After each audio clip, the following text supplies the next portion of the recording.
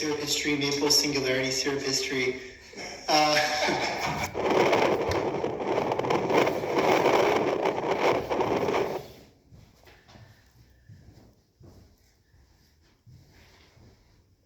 Goes ground and keeps it back the traitor.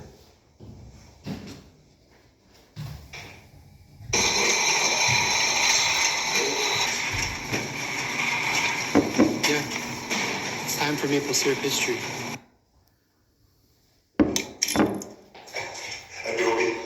That's right.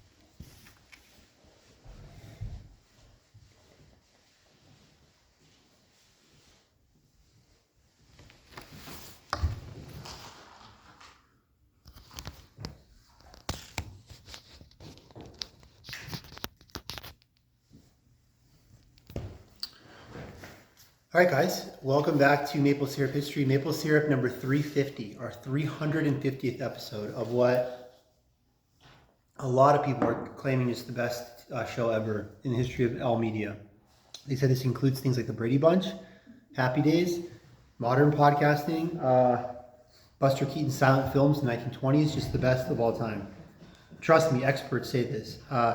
Today's our first of our encyclical days. If you've been with us before, of course you have. Everyone loves the show, like I just said. But if anyone's new, we go through certain documents, and we have a live audience, and God bless these people. They're super, super cool. That's said sincerely.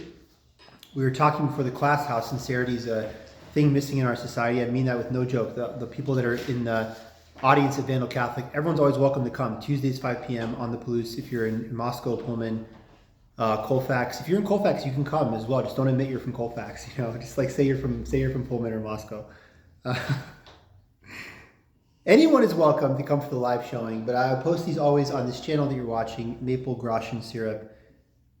As you saw, CCCP, LOL, right? The USSR in Cyrillic. That stands for Christian Classics Class Programming. We just finished. Go to vandalcatholic.com to see the schedule. C.S. Lewis, Mere Christianity, 6 episodes. Today we are reading Inscrutabili de Concilio, by God's unsearchable design. Inscrutable design. This is the first of our Leonine encyclicals. I have this printed off of Vatican.va. I highly recommend that. Yeah, just go to Vatican.va. They give it to you in the. Most encyclicals are written in Latin. You can do it in Latin if you're able to. Italian, French, and of course English. We are looking at, in this Christian class programming, as I've said multiple times, having just finished C.S. Lewis and about to embark in a couple weeks on our second book of the fall, 2 books in the fall, Lord of the World by Benson, 2 books in the spring, a Chesterton and a Walker Percy. Interspersed amongst those 4 books are 8 Leonine encyclicals. Yes, if you're wondering, obviously, because of our new Holy Father, Pope Leo XIV. Why did he take the name Leo XIV? Who is Leo XIII? We're reading 8 Leo XIII encyclicals, 8 Leonine encyclicals. Will they be in chronological order? You bet your bottom dollar. This is the first one.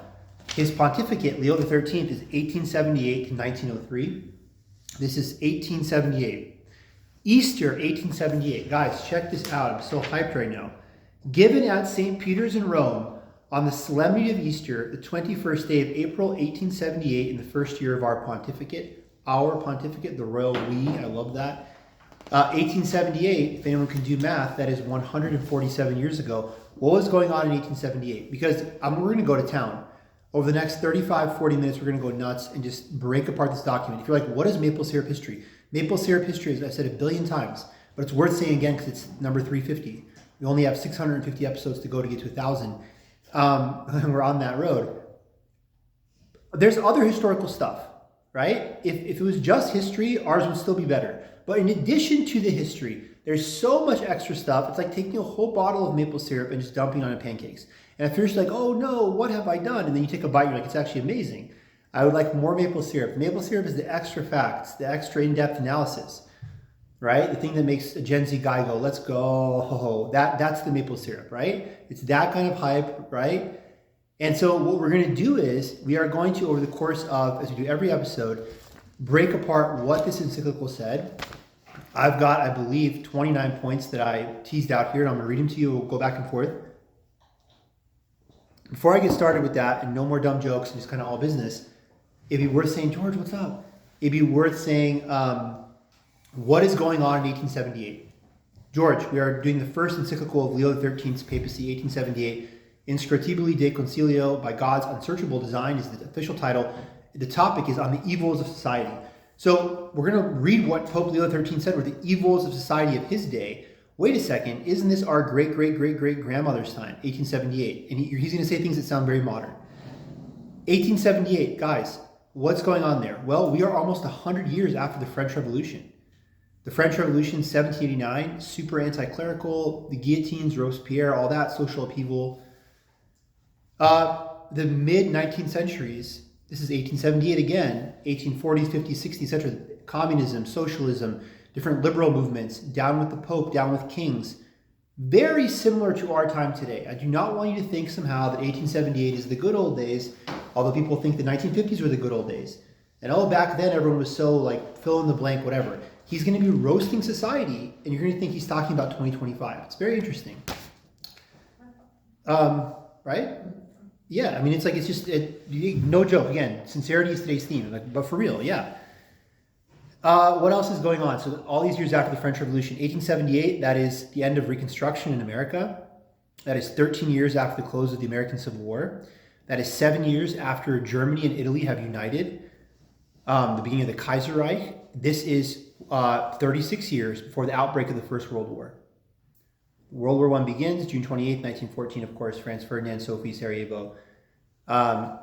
This is 1878. This is the fin de siècle, this French term, literally, that means the end of the century. This is the time of Friedrich Nietzsche.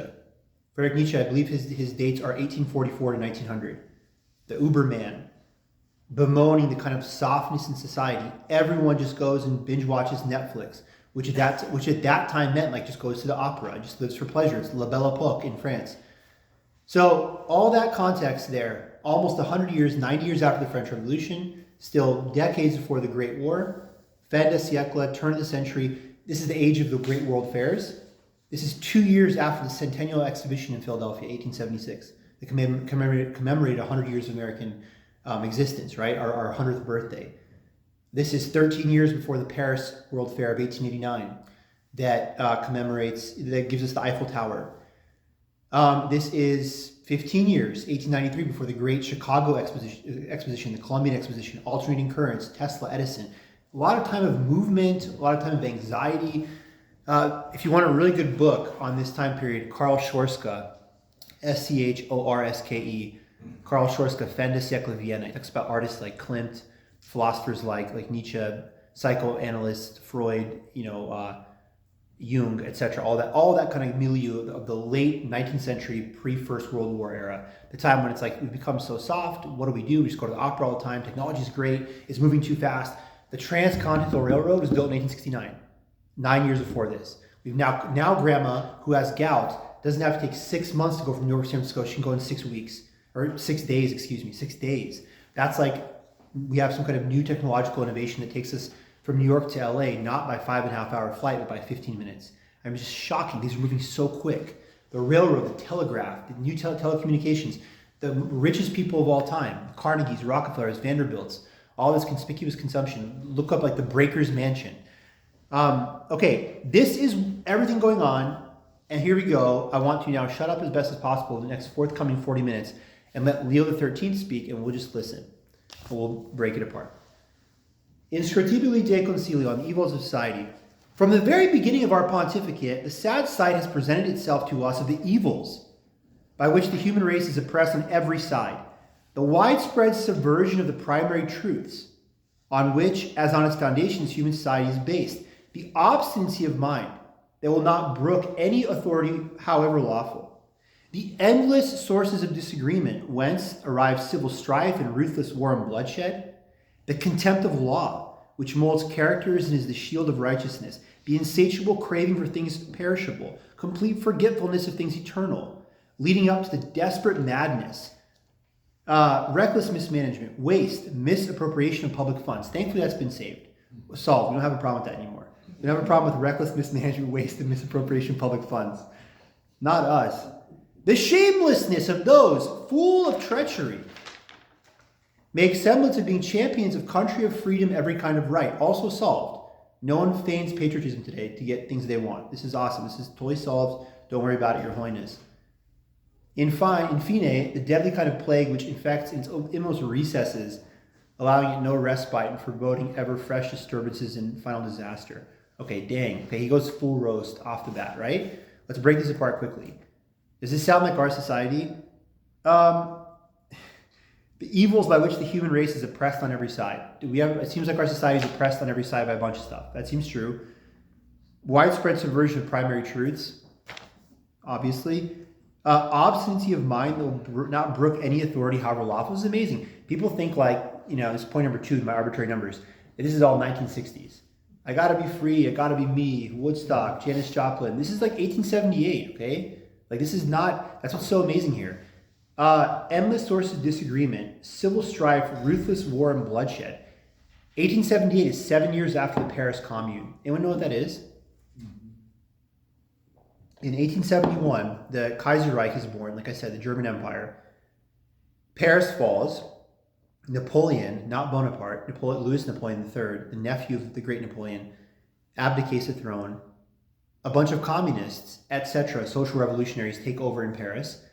And they're like, great, like down with the monarchy, let's do the French Revolution again. Remember, the French Revolution is 1789 through 99. We heard about the French Revolution 80, 90 years earlier. Let's bring that back. They start, closing churches, whatever, etc., opening up workshops. They go full communist. There's a Semaine Sanglante, which means bloody week, that ends this, where 45,000 people, the French army, they put down the commune. 45,000 people are arrested and like 15,000 just killed. I mean, civil strife, ruthless war, bloodshed. He's writing things that happened in that very decade, right? He's not looking back to some like Attila the Hun, whatever. He's saying now. The contempt of law, complete forgetfulness of things eternal, insatiable craving for things perishable. Do we have a society that doesn't care about heaven or hell and denies them perhaps, and who cares, and everyone goes to heaven and whatever, insatiable craving for things perishable? It seems like it, right? Whether it's money, fame, power, influence online. Again, I'm glad I'm seeing myself in the recording. It's the mirror, right? We're all like, we all fall prey to like, I want to be famous. I want to break through and do great stuff. I want to be a great man. I want to be, remembered for this. Of course, this is part of our fallen nature, but our nature fundamentally is good. So it's a good craving that can only be satisfied by God. Augustine talks about this. Our hearts are restless, they rest in you. You've made us for yourself, O Lord, right? And our hearts are restless, they rest in this God-shaped hole. So desire for greatness is just the misguided when it's apart from God and holy things towards perishable things.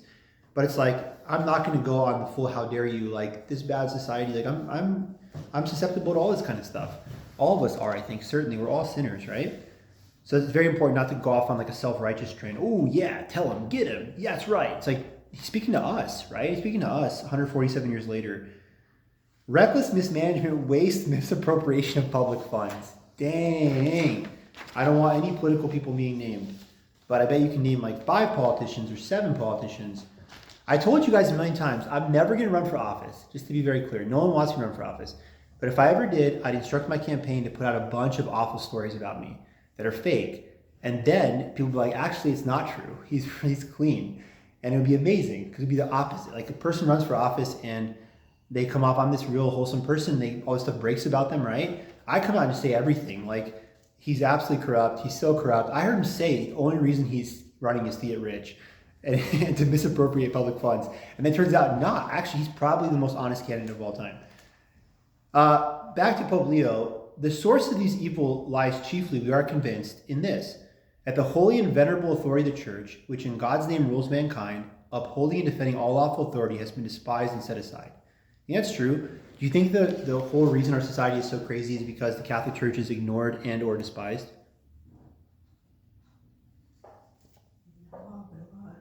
Maybe not all, but a lot, okay. All right. I mean, like if the church is who the church purports to be, and praise God, right? The church is the true church of Christ, the bride of Christ. Matthew 16, against which the gates of hell shall not prevail. If all that is true, Christ is that foundation stone, and we say we don't want to follow that. Well, there's a million kind of, pithy, cliche statements. If you won't have a true king, you'll get this king. We get the leaders we deserve. We get the society we deserve. If we say, I'm done with the moral law, that's all nonsense, I will not have Christ, well, then God will allow you to have what you get, right? You reap what you sow, etc., all these kind of cliche statements. But sure. Pope Leo XIII, he believes, looking at his society in 1878, that the main reason, this is, by the way, spoiler alert, is the whole theme of this encyclical.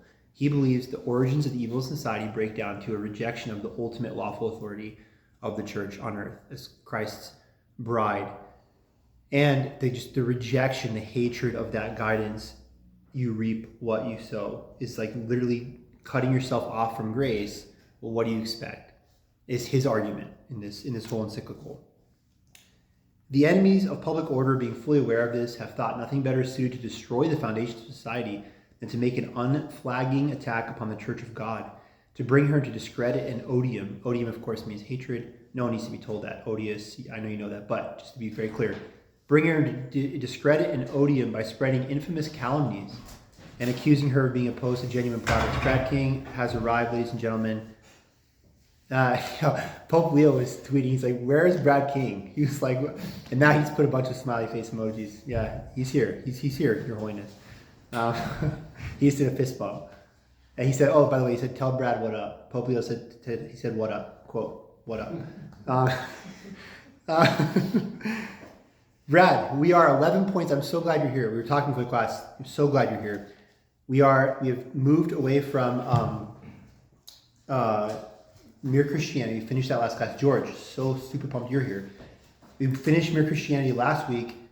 We are now in the first of, I believe, correct me if I'm wrong, but I think this is correct, 3 encyclicals in a row. It's on the syllabus, Vandal Catholic, and I follow that to the T. But I believe that's three papal encyclicals. Remember, 4 in the fall, 4 in the spring. We have just begun to talking about Inscrutably de Concilio on God's unsearchable design. The theme is on the evils of society. And we've gotten through 11 points. And I was joking, Brad. Pope Leo in 1878, looking at a society, says, here's what's wrong with our society. What's wrong with it is the authority of the church has been rejected. But he says, here's what's going on in society. And I was laughing that we don't have these problems anymore. Insatiable craving for things perishable, forgetfulness of things eternal, misappropriation of public funds, wasteful spending. It's like he's talking like 147 years ago. That you're all caught up now. That's where we are now in the thing of he's saying these things about his society in 1878 that are so apropos to us today. From these causes have originated laws that shake the structure of the Catholic Church, the enacting whereof we have to deplore in so many lands, hence to have flowered forth, contempt of episcopal authority, the obstacles thrown in the way of discharge of ecclesiastical duties, the dissolution of religious bodies, confiscation of property that was once the support of churches, ministers, and of the poor. I want to focus on that last one, guys. The Protestant Reformation, ready? ... equals looting operation. The Protestant Reformation was a looting operation. Get the spoils, get that treasure. Last point, the confiscation of property that was once the support of the church's ministers and of the poor. Why do a lot of people get on board with Martin Luther? Because they think he's right? Some do, perhaps. Some are like, basically blame God. Luther's scrupulosity leads him just to throw it all on God, sin boldly, you just trust in, even if you were to sin 1,000 times in one day, just trust, sola gratia, sola, fide, sola scriptura, etc., etc. Some people actually believe that. A lot of local governors and stuff are like, I don't care about religion at all. I want that loot. I want that Bitcoin.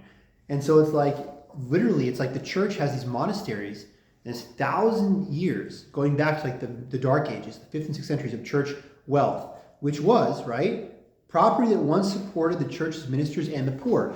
The Catholic Church, I am a devout practicing Catholic. God have mercy on me. God help me. Barb, this is amazing. The best people are walking through this door. Let's go. This is awesome. Hello. The best people on earth. This is amazing. I mean, like, who's gonna walk through the door next? Like Shania Twain? Like, who's next to the door? You know? Like, are we gonna get like someone just 116 years old? Like, I'm here. I'm the oldest person in the world. I thought I'd show up in maple syrup history. Maybe 1,000 years of these monks and stuff. The Catholic. What I was saying earlier was, I'm a devout practicing Catholic. God help me. God have mercy upon me. I'm not saying it to brag or whatever. God have mercy upon me, a sinner. Imagine if I wasn't Catholic. This is not just like Catholic chauvinism, mean like Catholic patriotism. Well, I'm Catholic, so the Catholics are the best. Like, this is not that kind of thing. Imagine if I wasn't Catholic. Imagine if I was like a Mormon. I would still be saying like, yeah, actually, the Catholic Church did everything for charity in Europe. They built the first hospitals, universities, schools, whatever, and it was all free. I mean, the idea of like free Catholic education was actually a reality in Pope Leo's time. The nuns did all the teaching, right? The nuns with the rulers, right, on the fingers. If you're like, why are your hands all? See how my hands are all like cut up? Like, I asked the nun today for direction. She was like, she literally said to me, she's like, it's 2025. Get on Siri or something like that. I don't know. She like cracked me across the hands. That's not why my hands are broken up. I've been using too much soap, and the air outside is cutting my hands apart. But it looks cool, right? And it looks like, it's like the guy, you were just commenting about my suit. It's like he wears a suit, but he also maybe gets into bar fights, you know? Like, so, I'll take that for sure. The confiscation of property that was once the support of the church's ministers of the poor. He's like, a huge problem in modern society is these guys come along, they just loot this property, and now these British guys take all the monasteries and they just give it to like their feudal lords and stuff, and they give it to like everyone ever watched Downton Abbey? I will admit, I love Downton Abbey. Today, once more, the theme is sincerity. It's not a joke. No forthcoming sarcasm. I love Downton Abbey. It's super fun. I forgot how I got into it, but like watched a couple episodes, I think with my wife and my mother-in-law, and I was like, all right, yeah, why not? Like, something to watch. And I really ended up enjoying it. I even recently suggested, like, let's watch it again. Like, so I liked it a lot. But like that guy, the Earl of Grantham, right? The lovable Hugh Bonneville, Earl of Grantham, him. Like that guy, he just gets the monastery. And it's like, it's a looting operation. It's literally like communist level seizure of, property. So like, that's bad. And so he says, thereby public institutions vowed to charity and benevolence have been withdrawn from the wholesome control of the church. Yeah, so now it's like, well, okay, we used to have this beautiful actual social net, and now it's like, let the huge government take care of you, and that works as you expect, right? And it's like all that kind of stuff, because the heart of charity, caritas, divine love, has been taken out of it. And now it's like the DMV experience, right? The DMV experience across the board. At the dentist, the doctor, it's the DMV everywhere. That would make a good sitcom, right? DMV days. And like kind of like an office level, I don't know. I would go for that. I'd do that. Such too is the purpose of the seizing of temporal power conferred many centuries ago by divine providence to the Bishop of Rome, that he might without let or hindrance use the authority conferred by Christ for the eternal welfare of the nations. Pope Leo is bemoaning the fact that the temporal authority of the Pope, given by Christ, as a kind of like, you can almost look at the Pope, I think, he's the vicar of Christ, he's Christ's prime minister, but you can look at him like the good big brother, I think, in a certain sense. Like, especially towards the secular leaders in Europe. In the Middle Ages, the king of, we're not talking about the nationalism of these countries later, there is no Italy or Germany, but imagine like local factions, etc., who are going to war against each other, the Habsburgs and the Bourbons and whoever. If they're all Catholics, the Pope can be this big brother mediator guy. He's like, look, you guys are all belong to the church, don't, etc., whatever. And sadly and scandalously, we know some of the popes who got very much involved in politics, to great shame. Anyone who wants to rip the papacy, like, both those things are true. The papacy is, this institution from on high, divine institution of Christ, his representative. Have awful popes been pope? Yeah. Have there been anti-popes? Yeah, there have been. If you don't want to read about bad popes, don't read about the 10th century popes. Anyone ever hear the Cadaver Synod? The Cadaver Synod, I forget who the popes were, but some pope was so mad at his predecessor, he dug up his body after he died and put his corpse on trial and then was like, throw him in the Tiber. Like humiliated. It's like, that's awful. It's like so awful and terrible. So it's like, yeah, there have been awful popes, terrible corruption in the church, obviously. The bride of Christ, she, as this divine institution founded by Christ, is indefectible and perfect. The men suck. We all suck. 100%. But here Leo is saying, and Leo, by the way, is one of these popes that is considered a very good pope. God bless him. Very as far as the record goes, one of the kind of great popes, truly. I would not be surprised if he was eventually canonized. That's obviously so above my pay grade, but Leo the 13th is a great pope. Renowned as kind of a good man and a good pope. He's bemoaning the fact now, 1878, papal authority is way down arrow. I don't have the old temporal authority that I believe is the prerogative of the papacy. And look what's up our society. We're in the middle part of the encyclical now. I stated all these problems. It's just like 2025, same things. And just like 2025, we can say 147 years ago, no one respects the Pope, no one cares. He's kind of just already then the Pope is kind of this figurehead. Like he's like Will and Kate. Oh, it's nice they're king and queen, but does he have real power? He's bemoaning the fact that he can't exercise the temporal authority, that very much the papacy in the world's eyes this time has become the American separation of church and state, a private matter.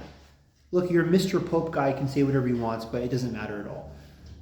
We're going to get to reading at some point Pope Leo XIII's thoughts on America, Americanism, and his denouncing of that. It's not as funny or as controversial as you would think. He just means he's against the idea of like national churches. Of course, I agree. Like I don't like to describe myself as an American Catholic. I'm a Catholic in America. I'm a very proud American. I love my country so much. I have no problem saying that. I'm so like basically patriotic. I love America. And I love that the church doesn't get involved in politics in the sense of like, there's nothing to do with Catholicism. Like you should love your country. But I don't want my country to be my religion. I don't want there to be an American Catholicism. Just know that the Catholic Church is something above politics, separate from politics. And Leo is going to bemoan in that later encyclical that we'll read on Americanism that American Catholics are doing that.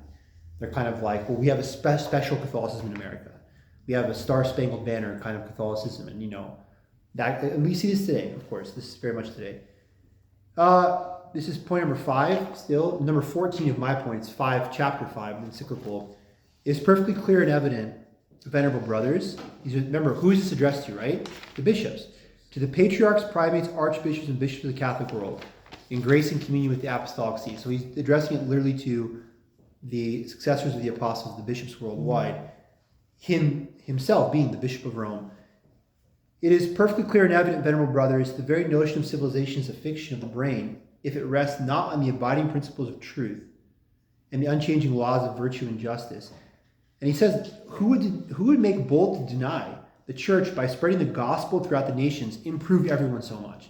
He's like, the church has done such a benefit. Obviously, praise God. To be saved, Mark 16:16, then of St. Mark's Gospel, to believe and be baptized, spreading the faith, evangelizing the world, obviously on the supernatural level, praise God. But he's talking about even like the church's advocacy against slavery, advocating for human rights. Remember, the church founded the first universities, the hospitals, all this kind of stuff. All this kind of stuff. And he says here, he does a little bit here of like rose-colored glasses looking back to the quote-unquote 1950s. And if anyone of sound, but for him it's the 1350s, and if anyone of sound mind compare the age in which we live, so hostile to religion, the Church of Christ, with those happy times when the church was revered as a mother by the nations, beyond all question, he will see our epoch is rushing wildly along the straight road to destruction. While in those times, which most abounded in excellent institutions, peaceful life, wealth, and prosperity, the people showed themselves most obedient to the church's rule and laws. I will never criticize the Holy Father. This does seem a little bit rose-colored, right? I mean, peaceful life. I mean, well, the Crusades, right, were fought, from 1095 to 1291. It's a lot of fighting. 1204, the Fourth Crusade, blood is up to the knees in Constantinople. Christians killing Christians, that's bad. Tons of heresies, tons of different wars. Joan of Arc, burned to the stake, 1429, right? 100 Years' War, which is actually the 116 Years' War, 1337 through 1453. So peaceful times, is it peaceful times? I mean, I don't, with humility, Your Holiness, I would say Leo XIII, I don't know how peaceful it is. Excellent institutions, agreed, praise God. Like remember the whole founding university life, and always cleaves to the theological sciences, this quest for universal knowledge. I agree, excellent institutions. People show themselves most obedient to the church's rules and laws. In the most religious times, there's atheists. In the most atheist time, there's devout believers. Alexander Solzhenitsyn, Gulag Archipelago, said it best. The line between good and evil runs through the heart of every human. That's right. I mean, there's good and bad people always. Was society more generally obedient to the church's rules and laws in 1300? Yeah, I think so. He's right. But I think he's, maybe to be fair here, to criticize, if we're doing a critical analysis, I think he is doing a little bit of kind of, rose coloring here, right? Just everything was so perfect back in this Garden of Eden in the 1300s. He's not saying that, to be clear. But, you know, you got to stop short of that. If any of these trad Catholics do this today, right? Oh, all we got to do is go back to 1410. Everything will be solved. And it's like, I don't think that's true. I don't think that's true. One of the great lessons of the great saints ever is avoiding ahistorical analyses. Nothing happens in a vacuum. We can't in the year 2025 go back to 1410. Nor would I want to do that. We live in 2025. The goal, John Paul II, the new evangelization, is to make the ever-ancient truths ever new, to apply the timeless truths of Scripture, of our holy tradition, to our problems today, not just bury our head in the sand and be like, let's just pretend it's 1400. Anyone have thoughts on the Amish?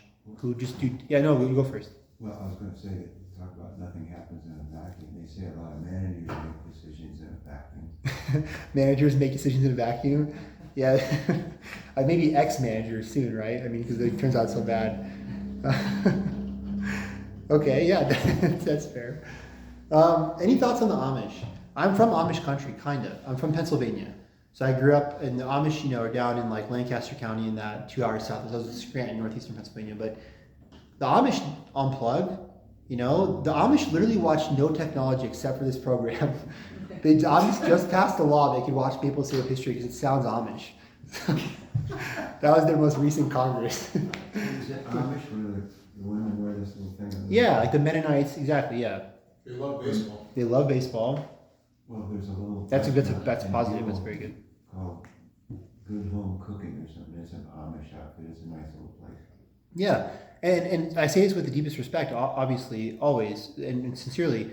I mean, there is something beautiful about that, about disconnecting from society. We have that in our tradition too. Saint Benedict and the monks at Nursia build monasteries. Anthony of Egypt lives in the desert fathers.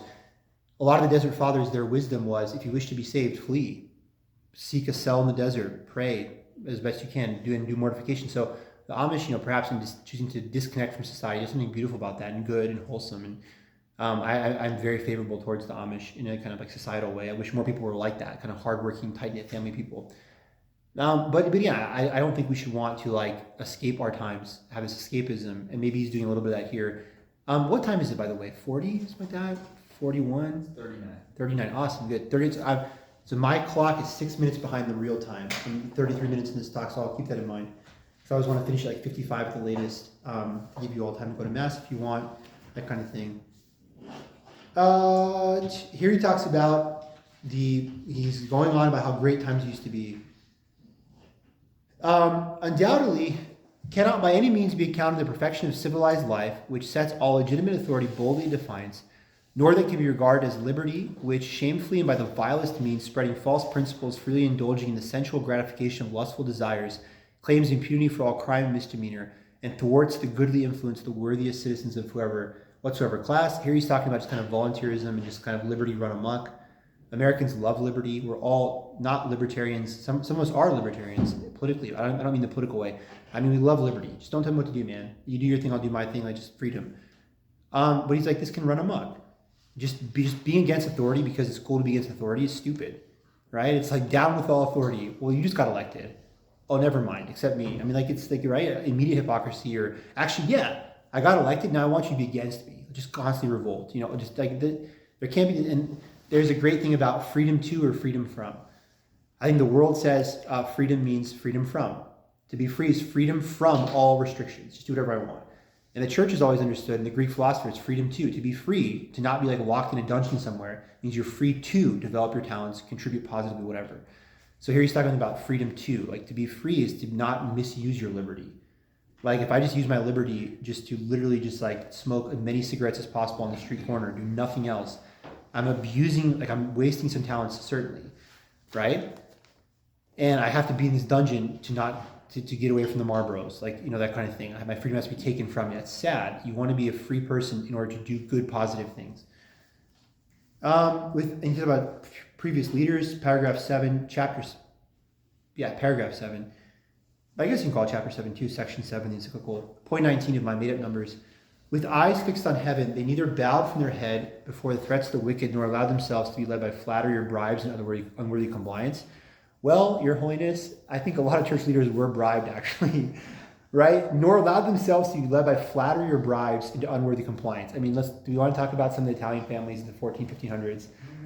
Maybe let's not go there, right? Because it seems like it's all flattery and bribes. But he's right. He's right here. Again, all jokes aside, and I mean this also, I mean the criticism with sincerity too. Pope Leo XIII is so freaking boss. I love him so much. He's only a man. He's also a sinner. Not everything he says is perfect. We have papal infallibility. Good time to talk about this now for all of our Protestant listeners. It's in the millions. There's so many Protestants who love this show. So remember, papal infallibility does not mean the Pope just like play the lottery. It's kind of hilarious cartoons in the 1870s, like, oh, he has infallibility. He's going to go and play the lottery. He knows all the numbers, or it's like perfect knowledge or foreknowledge. Papal infallibility means when the Pope speaks ex cathedra to define a doctrine in faith and morals, he cannot err. Because he's perfect? No, because the Holy Spirit, who is God, protects him. So like when the Pope defines the doctrine of the Assumption of Blessed Virgin Mary, that at her death, our Blessed Mother was assumed body and soul in heaven, that is a binding doctrine. He cannot err in defining that. We are bound to believe that as Catholics. We are in heresy if we reject that, or I don't like that. It doesn't matter. You must believe it. Other papal opinions, I think, I want to tread lightly here too. I believe with encyclicals, like he's in his teaching role, we need to listen to him. But it's not that every single opinion he has is, again, I want to really tread lightly there. Let's actually look that up right now. Can someone look up our papal encyclicals ex cathedra? I'm almost 100% sure it's not the case.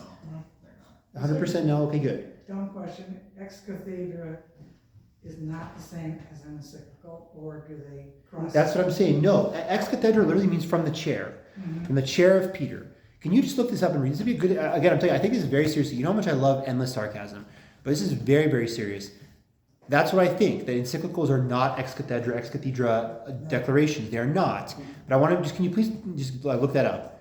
Are encyclicals ex cathedra, etc.? I believe they're not. No, They are not. they're not. Okay, good. Okay, so then then in that way, the kind of like gift that God gives popes of infallibility does not apply to, even though we must perfectly respect this teaching, does not apply to every single word. So it's not like the Pope says, oh, back in the old days, church leaders were never bribed.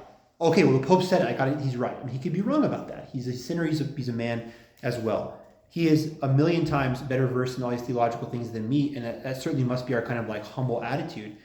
But yeah, the criticism here from me too is genuine. I love Pope Leo XIII. He's awesome. That doesn't mean everything he says is perfectly correct, right? In terms of like the opinion. Pope Francis on the plane. Well, by the way, blah, blah, blah, right? Oh, well, Pope Francis said, okay, that's fine. And you can like it or not like it. Pope Leo said this, Benedict. Ex cathedra, or can you actually too, please, read ex cathedra canon law? What is the actual definition when the Pope's speaking ex cathedra? Can you please explain what that means? Can you like look that up? This would be great to like say for the stream, all that kind of stuff. What is the actual definition of an ex cathedra declaration by the Pope?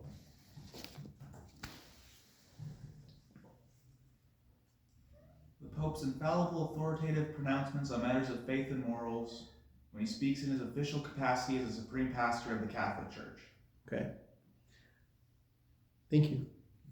So official pronouncements on faith and morals when speaking from the chair in his capacity as pastor, vicar, Christ's representative of Christ's church.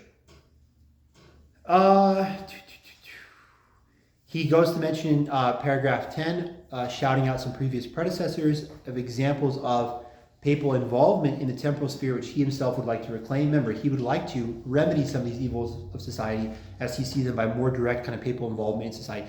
He would very much like Pope Francis or Pope Leo XIV now to be like involved in society, to state opinions on certain stuff. Perhaps not in an infallible state, in this kind of ex cathedra way, but just to give his opinion. Because again, remember, that's also very clear. Last point is infallibility. Just because a pope doesn't speak infallibly doesn't mean his opinion shouldn't be respected. It should. He's the pope. It should be like his infallible opinion. That's not an opinion. His infallible declaration must be accepted in faith. But his non-infallible opinion should still be accepted with the deepest reverence and respect, right? It should be like, oh, whatever. It's not infallible, so I can just ignore it. Here he's saying, I wish, like some of these great popes, I could have more temporal involvement. These services of our predecessors, to mention many others, has been witnessed to in a special manner by the records of the times of St. Leo the Great, Alexander III, Innocent III, St. Pius V, Leo X, and other pontiffs. St. Leo the Great is the Pope of Attila the Hun, that time, negotiating with Attila. Innocent III, the Albigensian Crusade against the Albigensian heresy. It's also involved St. Dominic, Our Lady giving him the rosary.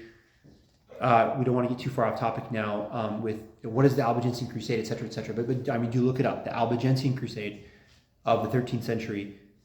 So he's saying like the popes, as society was better then, he's saying so too were popes more involved then. And I think Leo XIII, there's a level of kind of like symbiosis there and kind of overlap. Because popes were more involved and their voices more respected, society was kind of better off.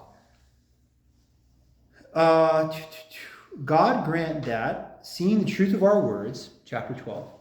God grant that, seeing the truth of our words and considering within themselves the teaching of Christ, is, as Augustine used to say, a great blessing to the state if obeyed.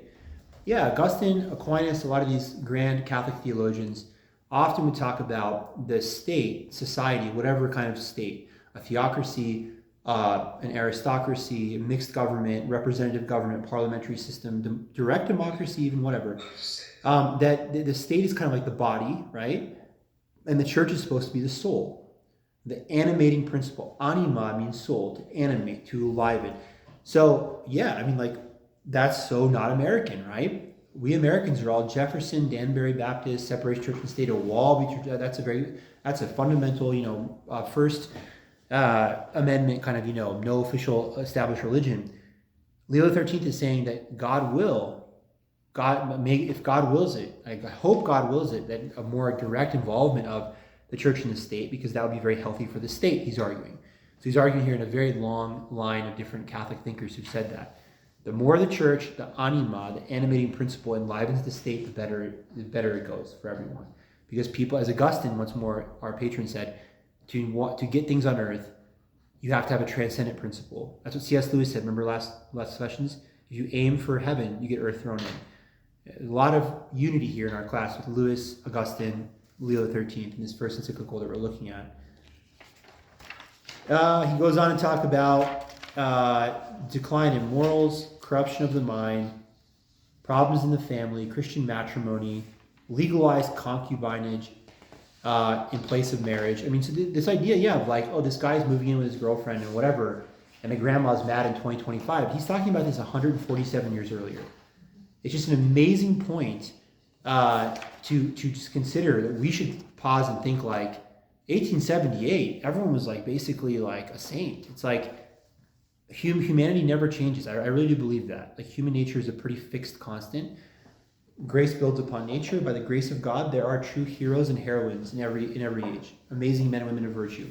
There are complete scumbags in every age, right? Why am I laughing? I don't know. I don't know why I'm laughing. But it's just true. It's just true. Like, it's true. There are good and bad people everywhere. And a lot of the problems, the kind of idea of like, nothing new under the sun is such a great quote that is not talked about enough. Because people always imagine, I don't know why, that whatever we're going through has never been seen before. This is the craziest time ever. This is insane. The world is done. It's definitely the end times. That literally has been said by every generation forever, always. Just look at like the First World War 110 years ago, 12, 13 years ago. And the things that they said during the Great War.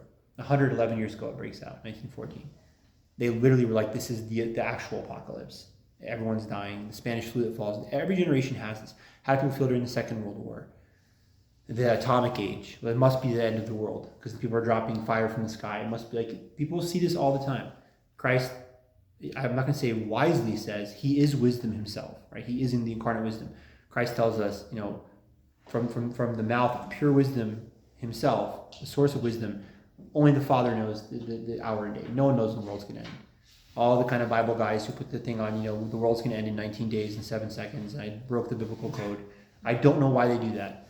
Like, they literally waste their money making that billboard, Just make a different billboard.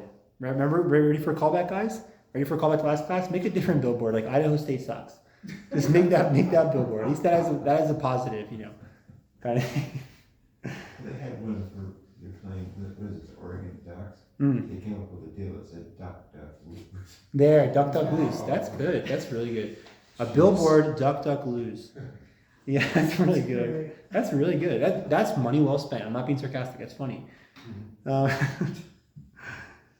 right. Basically wrapping up was like 50 right now. 10 of, is that right? Somewhere around that time? 52. 52. All right. So wrapping up. Goodbye. See you guys. I'll make the last point in a second, just really quickly. We're meeting next week again, every week, every Tuesday, God willing. We have more encyclicals. Again, you never have to fret or worry what's coming next. I promise to stay on the schedule. If we're not, I'll let you know. Please be on Flocknote. If you could please sign up for Flocknote, it's our group text. I post the videos afterwards on that. I send out notifications, of class changes. So just please make sure you're on that if you don't mind. I don't have to worry about what's next for you either, because we can just look on vandalcatholic.com, and I will cling to that. I believe we have just 2 more encyclicals.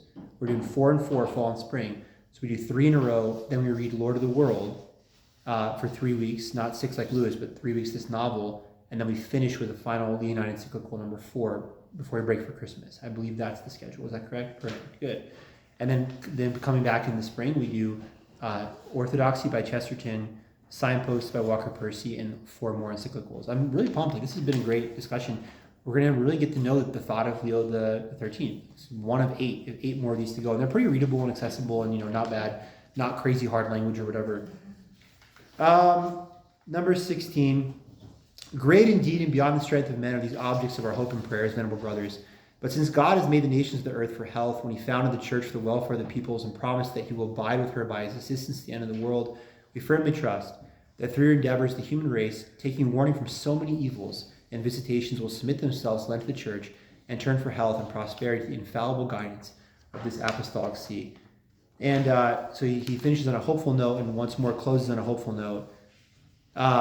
But as we are sure this peace and victory will more quickly and more readily be given us, the faithful are unremitting in their prayers and supplications to obtain it. The power of prayer, please pray. Right? Pray for the health of the church, for society, for everyone.